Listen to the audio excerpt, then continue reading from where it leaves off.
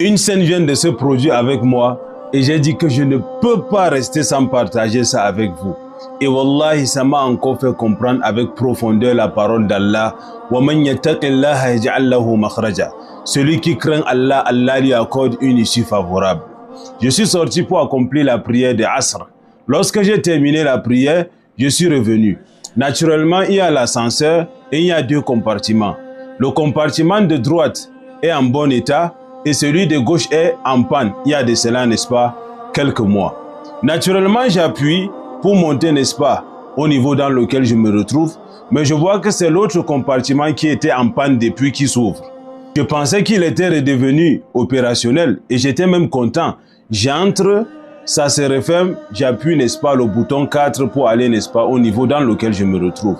L'ascenseur commence à monter, puis ça s'arrête au niveau 1. Directement, j'ai compris que je me suis mis dans une sale affaire. Parce que l'ascenseur n'était pas réparé, mais c'est juste un dysfonctionnement qui a fait que ça s'ouvre. Je suis rentré et c'était bloqué avec moi au niveau 1. Les difficultés auxquelles je suis confronté, premièrement, 90% des étudiants sont rentrés dans leur pays. Donc ça fait que je peux même rester là pendant des jours. Il est possible que personne ne sache que je suis à l'intérieur.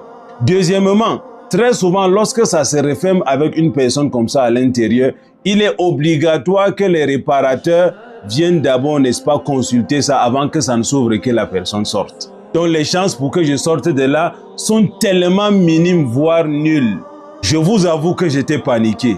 Mais wallahi, j'ai fait l'effort de prendre mon sang-froid, de me calmer et de penser aux invocations que le prophète a montré que lorsque tu invoques Allah à travers ces invocations-là, Inch'Allah, si tu as la certitude, Allah va te sortir de cette situation-là. Quelles sont les invocations que j'ai commencé directement à réciter? 1. Inna lillahi wa inna ilayhi raji'un. J'ai multiplié ça jusqu'à je multipliais. Ensuite, la hawla wa la quwwata illa billah. La hawla wa la quwwata illa billah. Et ensuite, j'ai pensé aux deux noms d'Allah, Ya Hayyu Ya Qayyum, dont le prophète a montré que lorsque tu invoques Allah en citant ces noms, Inch'Allah, tu auras ce que tu veux. Je les ai cités. Je vous assure qu'au moment où j'étais en train de réciter ces invocations, Allah m'a inspiré. Je suis venu me placer en face de l'ascenseur. J'ai posé mes deux mains comme ceci. J'ai commencé à ouvrir l'ascenseur tranquillement. C'est-à-dire, moi-même, je voyais comme si c'était un film que je faisais, quoi. J'ai ouvert l'ascenseur tranquillement avec les deux mains. Ça s'est ouvert. Je suis sorti et ça s'est refermé. Allahu Akbar. Un ascenseur que vous dit que d'habitude, quand ça se referme comme ça avec quelqu'un, il faut l'intervention des techniciens pour que ça s'ouvre et que la personne sorte.